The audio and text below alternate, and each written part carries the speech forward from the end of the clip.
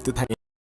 এই লোক এই লোকটি এমন কিপটা যে কিনা টুথপেস্ট শেষ হয়ে গেলে একটা লাঠি দিয়ে চেপে পেস্ট বের করে নেয় যেন পানির বিল কম আসে, সেজন্য সে তার পানির ট্যাপ একটু খুলে অল্প অল্প পানি ইউজ করে। দোকানে গিয়ে সে সব সময় অফারে দেওয়া জিনিস কিনে নেয়, এমনকি প্রতিদিন রেস্টুরেন্টে গিয়ে সে একটা মাত্র ডিম এবং দুটো রুটি খেয়ে নেয়। আর বাসে গেলে টাকা লাগবে সেজন্য সে সব সময় সাইকেলে চলাফেরা করে। এভাবে কিপটামি করে সে ৮০ লাখ টাকা জমিয়ে রাখে। ভাই রে ভাই, কিপটামিতে যদি নোবেল দেয়া হতো তাহলে নিশ্চিত এই বেটাই পুরস্কারটা বাগিয়ে নিত। কিন্তু একদিন সে তার সব টাকা উড়াধুরা খরচ করতে থাকে। কখনো যদি এই কিপটা লোকটার একটা কয়েন মুরগিতে খেয়ে ফেলতো তাহলে আমি শিওর সে মুরগির পেট কেটে ওই কয়েনটা বের করে নিত। কিন্তু কি কারণে সে তার এত কষ্টে জমানো টাকা এভাবে পানির মতো খরচ করতে থাকে, এই গল্পটাই আজকে আপনাদেরকে শোনাবো। কথা দিচ্ছি গল্পটা শুনে হাসতে হাসতে আপনার পেট ব্যথা হয়ে যাবে। তো চলুন দেখে আসি সেই ভয়ঙ্কর এক কিপটার কাহিনী। প্রতিদিনের মতো ঘুম থেকে উঠে জিয়াও ব্রাশ করতে গেলে দেখে যে তার পেস্ট ফুরিয়ে গেছে। সে তখন রুটি বেলার বেলনা দিয়ে চেপে পেস্ট বের করে ব্রাশ করে নেয়। এরপর ওয়াশরুমে গিয়ে সে হালকা করে পানির ট্যাপ ছেড়ে দেয় যেন পানির মিটারে টাকাই না ওঠে। বুঝতেই পারছেন সে আসলে কোন লেভেলের কিপটা। তবে এসব বুদ্ধি সে তার মায়ের কাছ থেকে ছোটবেলায় শিখেছিল। তার মাই তাকে শিখিয়েছিল কিভাবে একটা টিস্যু টুকরো টুকরো করে অনেক দিন পর্যন্ত ব্যবহার করতে হয়, কয়েকটা আগরবাতি ভেঙে তা দিয়ে কিভাবে অনেক দিন তাদের পূর্বপুরুষদের প্রার্থনা করা যায়। সে আসলে প্রতিদিন ভোরবেলায় অফিসে যাওয়ার আগে হিসাব করতে থাকে এখন তার অ্যাকাউন্টে কত টাকা রয়েছে। সে সব সময় স্বপ্ন দেখত একদিন সে মিলিয়নিয়ার হয়ে অনেক বড় একটা ফ্ল্যাট কিনবে। তবে তার অ্যাকাউন্টে এখন ৮ লাখ টাকা রয়েছে। তাই সে তখন মনে মনে প্রতিজ্ঞা করে আরও বেশি বেশি কিপটামি করে টাকা সঞ্চয় করে ১০ লাখ টাকা পূরণ করতে হবে। এরপর সে তার ভাঙাচোরা সাইকেল নিয়ে অফিসের উদ্দেশ্যে বের হতে চাইলে তার পাশের রুমের মালিকের দরজায় ধাক্কা লেগে প্রায় প্রতিদিন তাদের মধ্যে ঝগড়া হয়। আসলে সে এত কিপটা যে সবসময় সে সাইকেলে করেই তার অফিসে যাওয়া আসা করে আর সেই ভাড়ার টাকা সে বাঁচিয়ে রাখে। কিন্তু তার এই সাইকেল যেন চুরি না হয়ে যায় সেজন্য সে এটা রুমের ভেতরে উঠিয়ে রাখে। এরপর সে মনের সুখে সাইকেল চালাতে চালাতে নিজেকে বলতে থাকে যে মানুষ আমাকে যতই কিপটা বলুক না কেন তাতে আমার কোনো কিছুই আসে যায় না, কেননা মানুষ তো আর আমাকে খেতে দিবে না। এসব ভাবতে ভাবতে সে তার পকেট থেকে একটা মেয়াদ উত্তীর্ণ জুস খেতে খেতে সাইকেল চালিয়ে একটা রেস্টুরেন্টে যায়। রেস্টুরেন্টের মালিক জানে সে প্রতিদিন কি খাবার খায়। একটা ডিম আর দুটো পাউরুটি সে সব সময় অর্ডার করে। আর এমনকি সে তখন সময়ের অভাবে না খেতে পারলে সেটা পলিথিনে করে অফিসে নিয়ে যায়। তাড়াতাড়ি খাওয়ার সময় তার গলায় বেঁধে গেলেও সে একটুও পানি কিনে খায় না, বরং সে তখন বাসা থেকে আনা ওই জুস খেয়ে নেয়। দোকানদার তখন দেখে যে আসলে ওই জুসের মেয়াদই শেষ হয়ে গেছে আর সে তার সমস্ত কেনাকাটা সবসময় কুপন কার্ড দিয়ে অফারে সুপার শপ থেকে কিনে নেয়। যেসব প্রোডাক্টের মেয়াদ আর অল্প দিন রয়েছে সেসব প্রোডাক্টগুলো সে অল্প টাকায় কিনে নেয়। তাই অফারের প্রোডাক্টগুলো যেন সে সবার আগে পায়, তাই সকাল সকাল অফিসে যাওয়ার সময় সে তার কেনাকাটা করে ফেলে। এরপর সেগুলো নিয়েই সে অফিসে যায়। আর কিছুক্ষণ পরে তার অফিসের বস তাকে ডেকে নিয়ে দুইটা প্রোডাক্ট একজনের বাসায় পৌঁছে দিতে বলে। সে তখন ওগুলো দিয়ে আসার জন্য লিফটে ওঠে। তখন ছোট্ট একটা বাচ্চা ছেলে খেলনা বন্দুক দিয়ে গুলি করলে জিয়াও লিফটের ভেতর মরার ভান করে থাকে। কিন্তু অনেকক্ষণ পরেও সে যখন না ওঠে তখন ওই বাচ্চা ছেলের মা ইমার্জেন্সি নাম্বারে কল করলে অসুস্থ জিয়াওকে একটা হসপিটালে নিয়ে আসা হয়। অনেক পরীক্ষা নিরীক্ষা করে রিপোর্ট আসে যে তার আসলে ব্রেন টিউমার হয়েছে। ডাক্তার তখন তাকে বলে যে প্রতিদিন আপনার টিউমার ২ সেন্টিমিটার করে বাড়ছে। সে তখন ডাক্তারকে বলে যে হয়তো আপনাদের রিপোর্ট ভুল হয়েছে। ডাক্তার তখন তাকে বলে যে আপনি চাইলে অন্য একটা হসপিটালে টেস্ট করে নিতে পারেন। সে তখন অন্য একটা হসপিটালে টেস্ট করার জন্য যায়। তখন ওখানকার ডাক্তার বলে যে আপনাকে ১৫০০ টাকা দিতে হবে। কিন্তু সে আগের হসপিটালে ১৩৫০ টাকায় করেছিল। সে ১৫০ টাকা বাঁচানোর জন্য ওখানে টেস্ট না করে বরং সেই পূর্বের হসপিটালে এসে আবার টেস্ট করে নেয়। কিন্তু ডাক্তার সাহেব দেখে যে এবারও তার রেজাল্ট একই এসেছে। সে পাশাপাশি দুইটা এক্সরে দেখে বলতে থাকে যে আপনি যতবারই এই পরীক্ষা করুন না কেন আপনার রেজাল্ট একই আসবে আর আপনার ব্রেনের টিউমার একা একা কখনোই সেরে যাবে না। এবার জিয়াও ভয় পেতে থাকে। ডাক্তার তাকে বলে যে যেভাবে প্রতিদিন আপনার টিউমারটা একটু একটু করে বড় হচ্ছে এভাবে চলতে থাকলে হয়তো আপনি আর মাত্র ১০ দিন বেঁচে থাকতে পারবেন। বেচারা এই কথা শুনে ওখান থেকে তার মায়ের কবরের পাশে বসে কান্না করতে থাকে। সে মন খারাপ করে বাসায় ফিরে এসে তার সাইকেলটা এবার দূরে সরিয়ে রাখে এবং তার প্রতিবেশীর কাছে ক্ষমা চায়। এরপর দিন সকালবেলা সে যথারীতি সেই হোটেলে খাবার খেতে গেলে এবার দোকানদার তাকে ফ্রিতে ১ কাপ দুধ খেতে দেয়। দোকানদার তখন তাকে বলে যে হয়তো আমি অল্প কিছুদিনের মধ্যেই এই দোকানটি বিক্রি করে অন্য জায়গায় চলে যাব। তখন জিয়াও তাকে বলে যে আচ্ছা চাচা, যদি আপনার কাছে মাত্র ১০ দিন সময় থাকতো তাহলে আপনি কি করতেন? তখন ওই দোকানদার বলে যে আমি আমার সমস্ত সম্পত্তি বিক্রি করে টাকা নিয়ে আমার ছোটবেলার বন্ধুদেরকে নিয়ে অনেক মজা মাস্তি করে উড়িয়ে দিতাম। এরপর সে কি যেন মনে করে একটা কোদাল নিয়ে সাইকেল চালিয়ে বনের ভিতরে যেতে থাকে। তারপর সে একটা জায়গায় এসে পৌঁছায়। আসলে সে যখন স্কুলে পড়তো তখন তার বাকি 3 বন্ধুকে সে সবসময় বলতো যে আমি তোদের চেয়ে বয়সে একটু বড়, তাই আমি তোদের বিগ ব্রাদার। আর তাছাড়া বড় হয়ে যখন আমি অনেক অনেক টাকা ইনকাম করব, সেই টাকা দিয়ে তোদেরকে আমি অনেক কিছু কিনে দেব। তখন তার বাকি বন্ধুরা বলে যে তুমি যে কিপটা, তোমার মুখের কথায় আমরা কেউ গলে যাচ্ছি না, বরং আমাদের 4 জনের মনের কথাগুলো একটা টিফিন বক্সে লিখে সেটা এখানে পুঁতে রাখতে হবে। এরপর ভবিষ্যতে দেখব তুমি আমাদের মনের আশা পূরণ করো কিনা। তারা সবাই তখন প্রতিজ্ঞা করে টিফিন বক্সটি মাটির ভেতরে পুঁতে রাখে। আর আজকে এত বছর পরে এসে জিয়াও মাটি খুঁড়ে সেই টিফিন বক্সটা বের করে চিরকুটগুলো পড়তে থাকে। আসলে তার এক বন্ধু চেয়েছিল বড় হয়ে সে কার রেসার হবে, আরেকজন মার্শাল আর্ট মাস্টার হবে, আরেকজন চেয়েছিল তার ভাইদেরকে খেয়াল রাখতে। তারা 4 বন্ধু এভাবে শপথ করেছিল যে একদিন না একদিন তারা তাদের মনের আশা পূরণ করবে। জিয়াও তখন মনে মনে বলে যে এবারই সেই সময় এসেছে, আমি এবার আমার বন্ধুদের সমস্ত মনের আশা পূরণ করে দেব। এরপর সে বিদ্যুৎ গতিতে সাইকেল চালিয়ে সোজা অফিসে গিয়ে তার বসের মুখের সামনে চাকরি ছেড়ে দিয়ে চলে আসে। তারপর সে তার বাড়িটা মাত্র 2 লাখ টাকায় বিক্রি করে দেয়। এখন তার কাছে 1 মিলিয়ন টাকা রয়েছে। সে মনে মনে ঠিক করে নেয় যেহেতু সে আর মাত্র 10 দিন বেঁচে থাকবে, তাই এই টাকা দিয়ে সে তার বন্ধুদের সমস্ত স্বপ্ন পূরণ করবে এবং তাদের সাথে মজা মাস্তি করে এই 10টা দিন কাটিয়ে দেবে। পরদিন সকালবেলা জিয়াও চলে যায় তার এক বন্ধুর সাথে দেখা করতে। আসলে তার এই বন্ধু এখন কোনো কাজ করে না, বরং তার বউয়ের টাকায় সে চলে। সে এতদিন পরে জিয়াওকে দেখে তো অবাক হয়ে যায়। জিয়াও তখন বলে যে ছোটবেলায় আমাদেরকে বলতি মেয়ে মানুষের পিছনে ঘোরার কি আছে, বড় হলে মেয়ে মানুষই আমাদের পিছনে পিছনে ঘুরবে, কিন্তু এখন তো দেখি তুই তোর বউয়ের পিছনে পিছনে থাকিস। এসব বলে সে তার থেকে মজা নিতে থাকে। কিন্তু তার বন্ধু তাকে বলে যে নিশ্চয়ই টাকা ধার করার জন্য আমার কাছে এসেছিস, তাই না? জিয়াও তখন বলে যে আরে না রে ভাই, ইম্পর্টেন্ট একটা বিষয়ে কথা বলার জন্য তোর কাছে এসেছি। এরপর তারা 2 বন্ধু মিলে তাদের আরেকজন বন্ধুর সাথে দেখা করতে আসে, যার আসলে স্বপ্ন ছিল বড় হয়ে একজন মার্শাল আর্ট হবে, কিন্তু ভাগ্যের নির্মম পরিহাসে সে এখন বক্সিং খেলার ওখানে একজন গার্ড হিসেবে কাজ করে। আর তখন তার ছোটবেলার কথা মনে পড়ে যায় যে তার বন্ধু ডালি একটা শাওলিন টেম্পল দিতে চেয়েছিল, কিন্তু বড় হওয়ার সাথে সাথে তার সেই স্বপ্ন আর কখনোই পূরণ হয়নি। এরপর তারা 3 জন চলে যায় তার বাকি বন্ধুর সাথে দেখা করার জন্য, যে আসলে ছোটবেলায় একজন কার রেসার হতে চেয়েছিল। ভাগ্যের নির্মম পরিহাসে সে এখন একটা পার্কে বাচ্চাদের গাড়ি চালায়। এরপর সে তার বাকি 3 বন্ধুদেরকে নিয়ে একটা রেস্টুরেন্টে গিয়ে ভালো ভালো খাবার অর্ডার করে এবং তার যে ব্রেন টিউমার হয়েছে এই কথা সবার সাথে সে শেয়ার করে।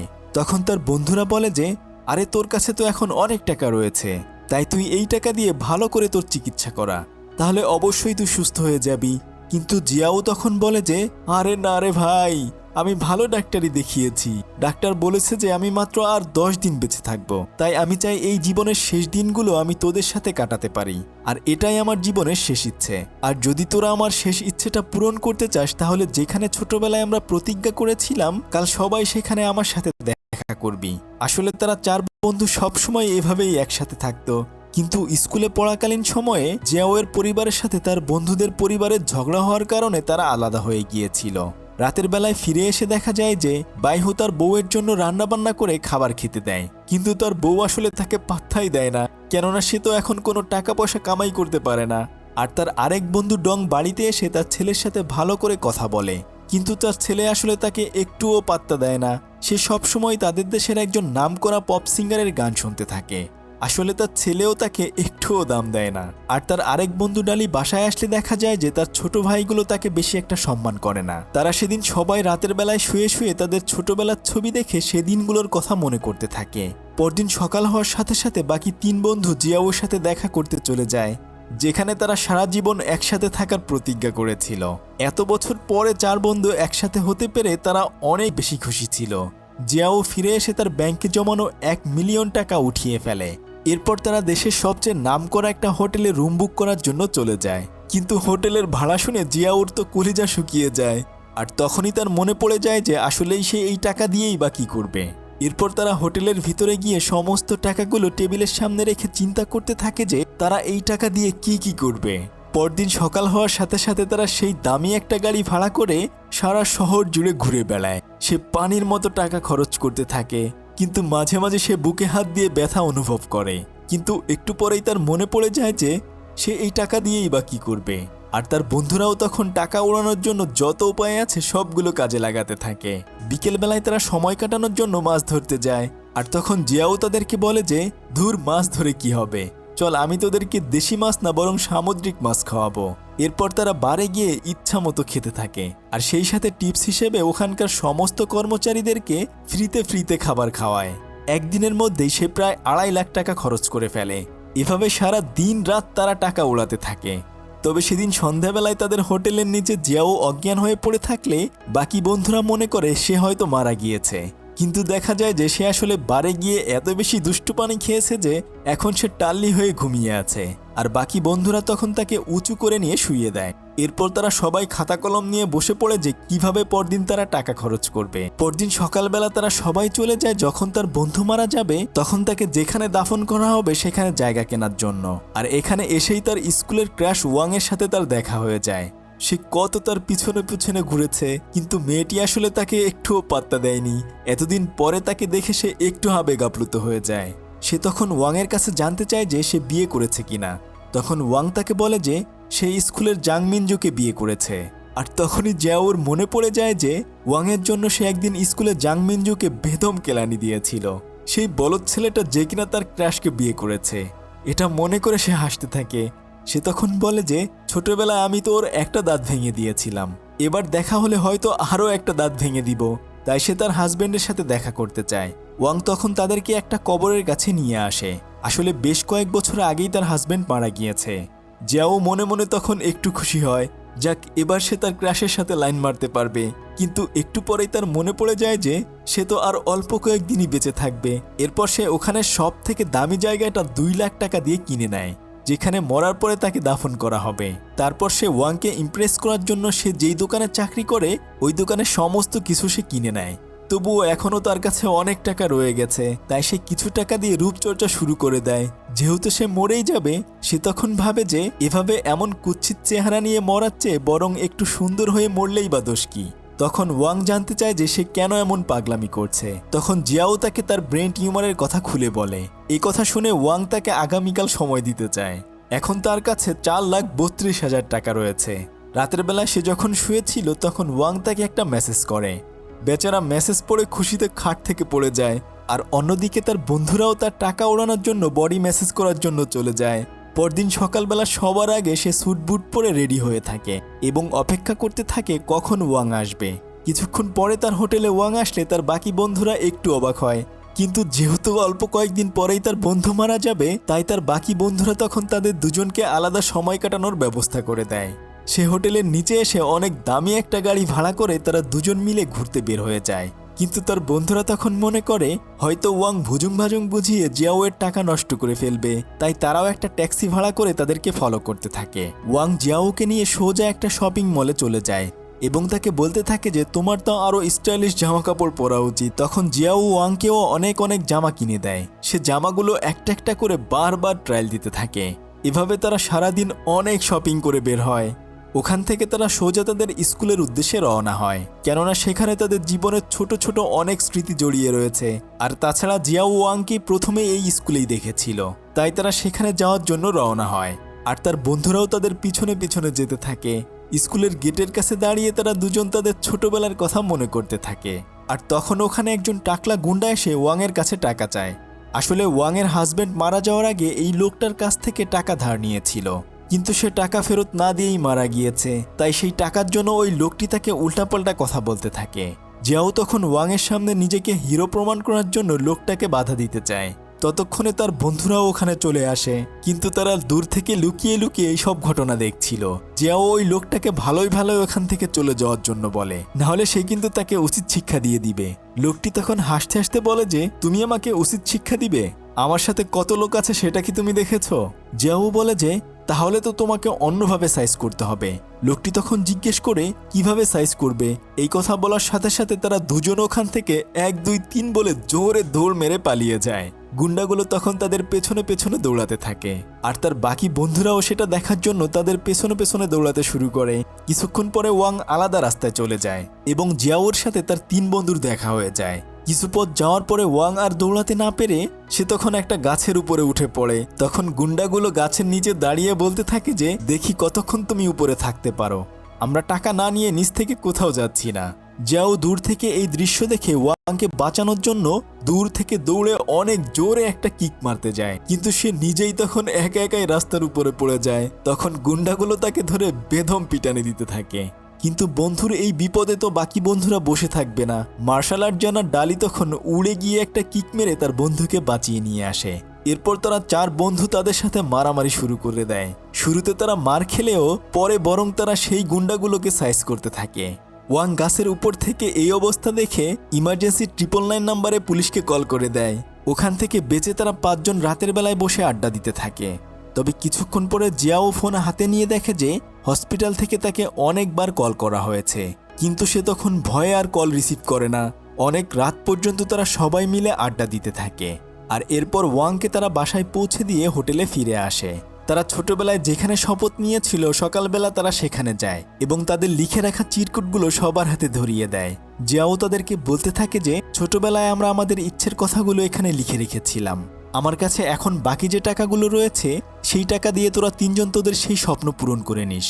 আসলে আজকেই তার জীবনের শেষ দিন ছিল, হয়তো 12টা বাজার সাথে সাথে সে মারা যাবে, তাই সেখানে তারা অনেক রাত পর্যন্ত অপেক্ষা করে। এরপর সে যখন একটু অসুস্থ ফিল করে তারা সবাই তার বাড়িতে তাকে নিয়ে আসে, কেননা সে তার শেষ নিঃশ্বাস তার বাড়িতেই ত্যাগ করতে চায়।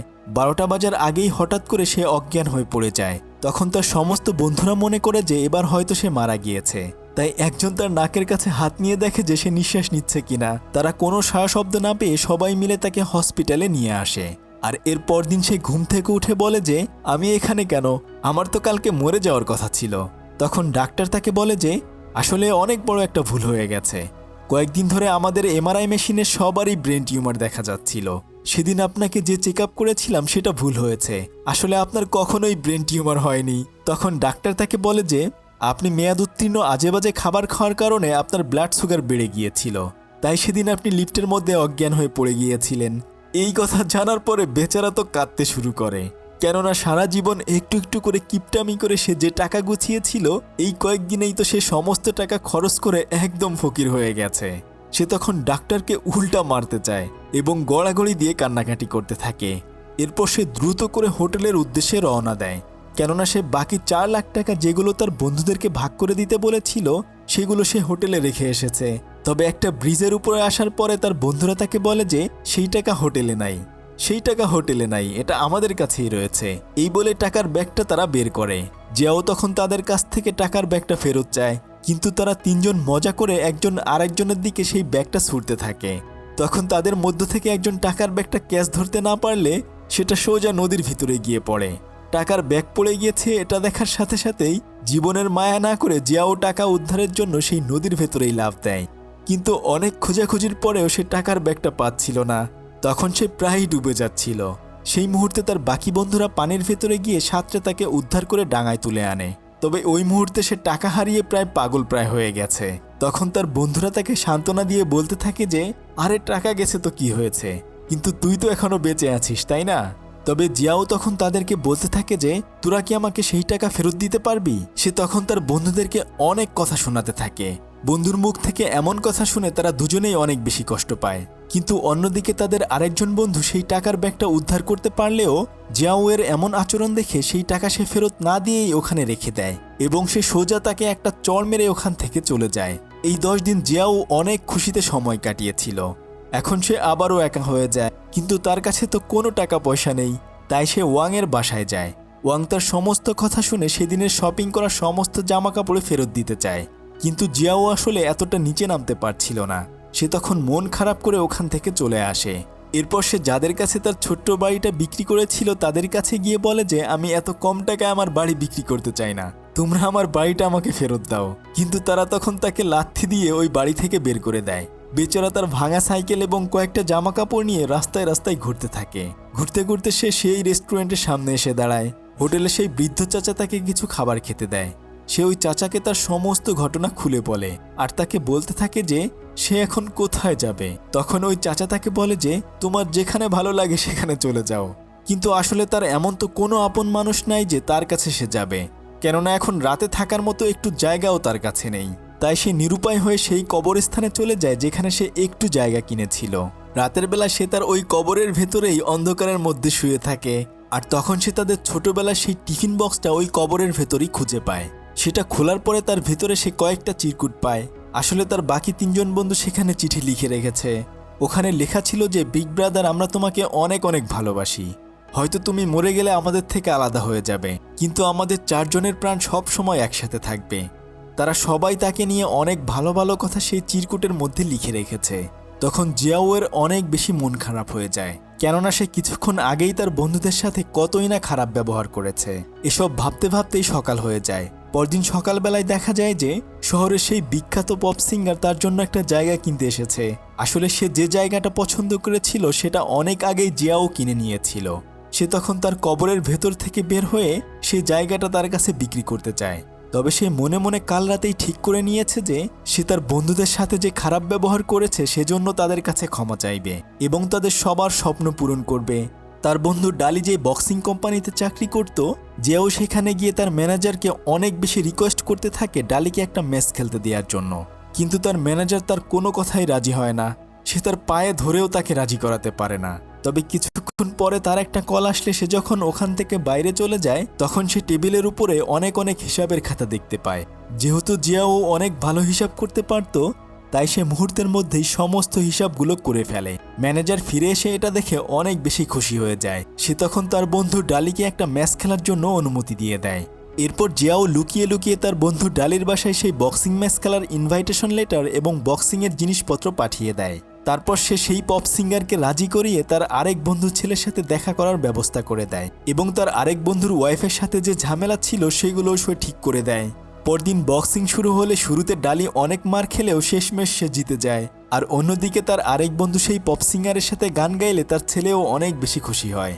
এভাবে সবার আড়ালে থেকে সে তার সমস্ত বন্ধুদেরকে সাহায্য করতে থাকে এবং রাতের বেলায় সে সেই রেস্টুরেন্টে ঘুমাতে যায়। কিছুক্ষণ পরে তার সমস্ত বন্ধুরা এসে তাকে চমকে দেয়। তখন তারা সবাই তাকে বলে যে আজকে থেকে এই রেস্টুরেন্টের মালিক তুই, কেননা সেদিন সেই টাকাগুলো নদী থেকে উদ্ধার করে তারা তাদের কাছে রেখে দিয়েছিল। আর সেই টাকা দিয়েই তাদের বন্ধুকে একটা রেস্টুরেন্ট কিনে দেয়। তবে এবার জিয়াও বুঝতে পারে যে জীবনে আসলে টাকা ইনকাম করাই সবকিছু না, কাছের মানুষগুলোর সাথে হাসি খুশিতে বেঁচে থাকাই জীবনের আসল উদ্দেশ্য। তবে আপনারও এমন কোনো কিপটা বন্ধু থাকলে অবশ্যই এই ভিডিওটি তাকে ইনবক্স করতে ভুলবেন না। কিন্তু এতক্ষণ আপনাদের সাথে ছিলাম আমি সাদি। ফিরছি কয়েকদিনের মধ্যেই নতুন কোনো ভিডিও নিয়ে।